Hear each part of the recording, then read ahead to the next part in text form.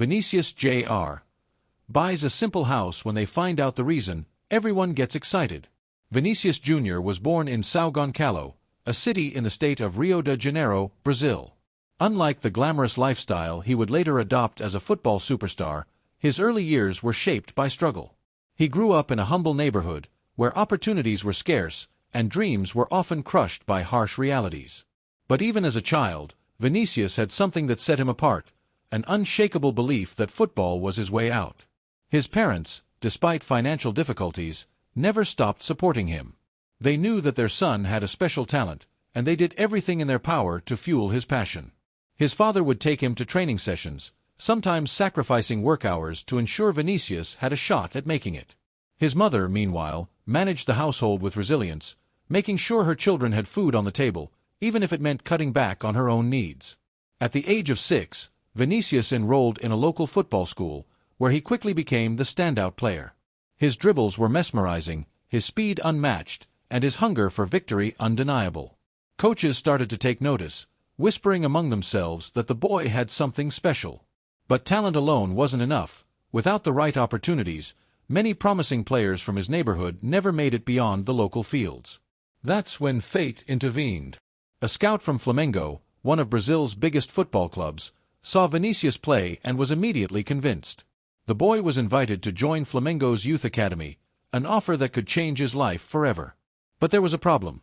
The training center was in another city, and traveling back and forth every day was nearly impossible for a family that was already struggling to make ends meet. Determined not to let their son's dream slip away, Vinicius' family made a bold decision. They pulled together every last resource and, with the help of relatives, managed to rent a small place closer to the academy. It wasn't much, just a tiny room with the bare essentials, but for Vinicius, it was everything.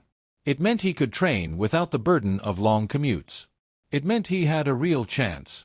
And so, at just 10 years old, he left behind the only home he had ever known to chase a future that was still uncertain. What he didn't know was that this sacrifice would be the first step toward something far greater than he had ever imagined. Moving to Flamengo's youth academy was a turning point in Vinicius Jr.'s life. At just 10 years old, he found himself surrounded by some of the most promising young talents in Brazil. But unlike many of his peers, who came from more stable financial backgrounds, he carried a different kind of pressure, the weight of his family's sacrifices. He wasn't just playing for himself, he was playing for them, for a future where they wouldn't have to struggle anymore.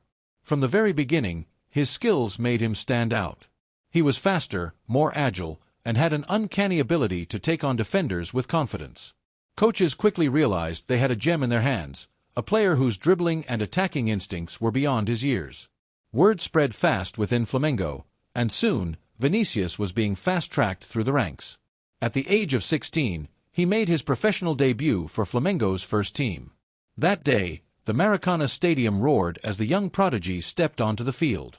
Though still a teenager, he played with the boldness of a veteran, unafraid to take risks and showcase his signature flair. It didn't take long for the football world to take notice. European scouts were already watching, and one club in particular, Real Madrid, had their eyes firmly set on him. By the time he was 17, Madrid had seen enough. They signed him for nearly €45 million, an astronomical fee for someone his age. It was a bet on the future, a statement that this Brazilian wonder kid was destined for greatness. The deal made headlines worldwide, and overnight, Vinicius went from a promising talent to one of the most expensive young players in football history. Moving to Spain was a challenge. The pressure was immense. Critics questioned whether he was worth the investment, and adapting to European football was no easy task. But Vinicius had already overcome so much in life that doubt only fueled him.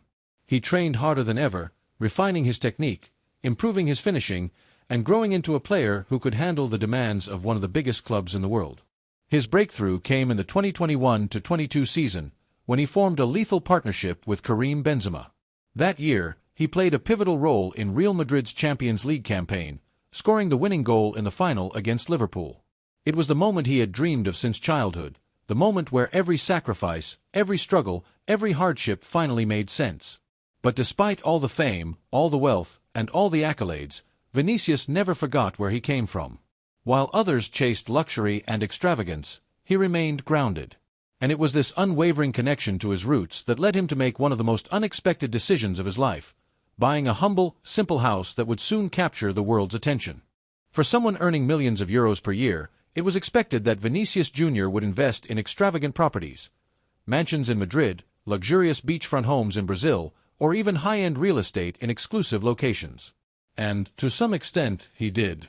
But then came an unexpected purchase that puzzled everyone. One day, reports surfaced that Vinicius had bought a small, modest house in São Gonçalo. At first, the media didn't pay much attention. After all, many footballers invest in properties for various reasons. But when photos of the house started circulating, confusion set in. It wasn't anything like the lavish homes of most football stars. No massive gates, no luxury cars parked in the driveway, no state-of-the-art security systems. It was a simple, unassuming home, barely noticeable in the neighborhood. This wasn't just an investment, it was something different. Fans and journalists were left with one burning question. Why would a global football icon, with the world at his feet, buy such a humble house? Speculation took over.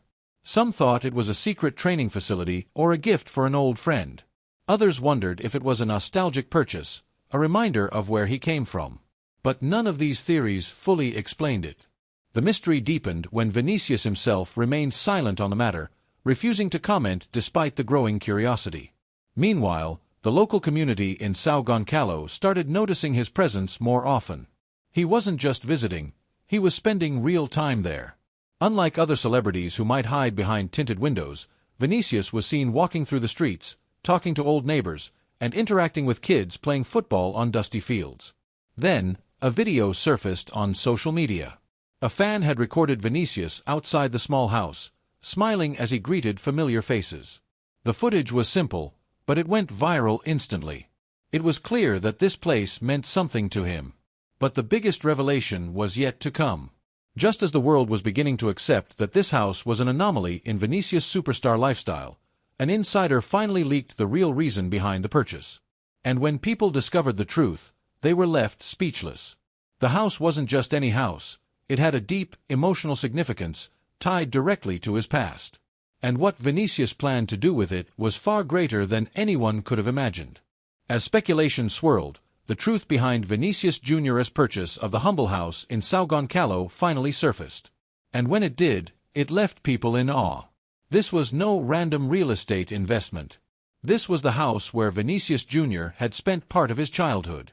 It was where he had taken his first steps toward football, where he had dreamed of one day becoming a star, and where his family had endured some of their most challenging moments.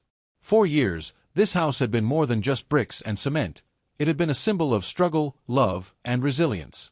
As soon as the news broke, emotions ran high. Fans flooded social media with messages of admiration, praising the young star for staying true to his roots. The house had not been bought for show, nor for profit. It was a tribute to his past, a way of honoring everything that had shaped him into the man he had become. But what Vinicius planned to do with it was even more touching. He wasn't turning it into a personal retreat, nor was he using it as a mere reminder of where he came from. He had a greater purpose in mind, one that would impact the very community that had raised him. In an emotional interview, Vinicius finally spoke about his decision. He wasn't just buying back his old home, he was transforming it into a community center for underprivileged children. His goal? To create a safe space where young kids, just like he once was, could find hope, guidance, and opportunity through football and education. He knew firsthand how difficult it was to grow up in an environment where dreams often faded before they had a chance to grow. And he wanted to change that. The house, which had once been a symbol of financial hardship, would now be a beacon of hope. It would provide free football training, tutoring for school subjects, and a mentorship program where young athletes could learn about discipline, perseverance, and the importance of education. For Vinicius, this wasn't about charity, it was about responsibility. He had made it out, and now he was making sure others had the same chance. The reactions were overwhelming. Former neighbors, who had once seen Vinicius as a small boy kicking a ball on the streets, now saw him as a guardian of the next generation. Fellow footballers applauded his initiative, recognizing how rare it was for a superstar to invest directly in their childhood community in such a meaningful way. Even people who weren't football fans were moved by his decision. When construction began to renovate the house into a functioning center, Vinicius was there, not as a distant benefactor, but as someone actively involved. He personally helped plan the training space, ensured that educational resources were provided, and even arranged for professional coaches and teachers to be part of the project. And as the world watched, it became clear that this was not just a heartwarming story, it was a powerful lesson about humility, gratitude, and giving back. As news of Vinicius Jr.'s initiative spread, the reaction was nothing short of extraordinary. Social media exploded with messages of admiration, journalists covered the story worldwide, and fans from all corners of the globe shared their thoughts on how rare it was to see a football superstar invest in something so deeply personal. But the most powerful response came from those who understood firsthand what this meant, the children of São Gonçalo. For them, Vinicius wasn't just a footballer. He was proof that success didn't have to mean forgetting where you came from. His decision to turn his childhood home into a community center sent a message that resonated far beyond football. Dreams were possible, and he was living proof of that. The opening day of the center was an emotional event. Vinicius arrived not as a celebrity but as a hometown hero, greeted with hugs, cheers, and even tears. Children who once had no access to proper training facilities now had a place where they could develop their talents. Parents who feared for their kids' futures now had hope that this center could provide opportunities that they never had. Among the many moments that stood out that day, one was particularly moving.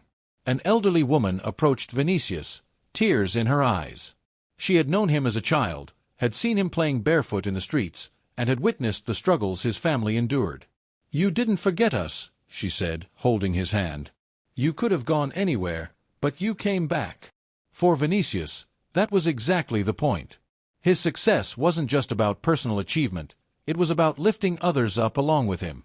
He had seen too many young talents fade away due to lack of opportunity, and he wasn't willing to let history repeat itself. Soon after, the center became more than just a football school. With the help of local educators and professionals, it expanded to offer educational support, nutrition programs, and life skills workshops. The dream had grown beyond what even Vinicius had imagined. It was now a movement of change within his community. Football legends, celebrities, and even organizations reached out, offering to support the project. Some wanted to donate equipment, others volunteered their time. What started as a simple gesture had turned into something much greater, a lasting legacy. But for Vinicius, the greatest reward wasn't in the headlines or the praise. It was in the faces of the kids who now ran through the same streets he once did, believing, for the first time, that they too could make it. And as he stood in front of the house that had once represented his struggles, now transformed into a place of hope, one thing became clear. True success isn't measured by what you achieve, but by what you give back. As the sun set over São Gonçalo, Vinicius Jr. took a moment to reflect. Standing in front of the transformed house, he saw children playing, laughing, and dreaming, just as he had done years ago. Except now, they had something he never did, a path paved with opportunities. This wasn't about football anymore. It wasn't about fame or money. It was about something far more significant, using success as a tool to create change. For Vinicius, the true victory wasn't scoring goals in a packed stadium, but knowing that his journey could inspire others to believe in their own potential. The world had expected him to invest in luxury, to distance himself from his humble past. But instead, he chose to return, to give back, and to remind everyone that real success isn't about what you gain, it's about what you share. And so, as he watched the next generation take their first steps toward their own dreams, Vinicius smiled. Because he knew that, no matter where life took him next, his greatest legacy had already been built, not in stadiums, but in the hearts of those who now dared to dream.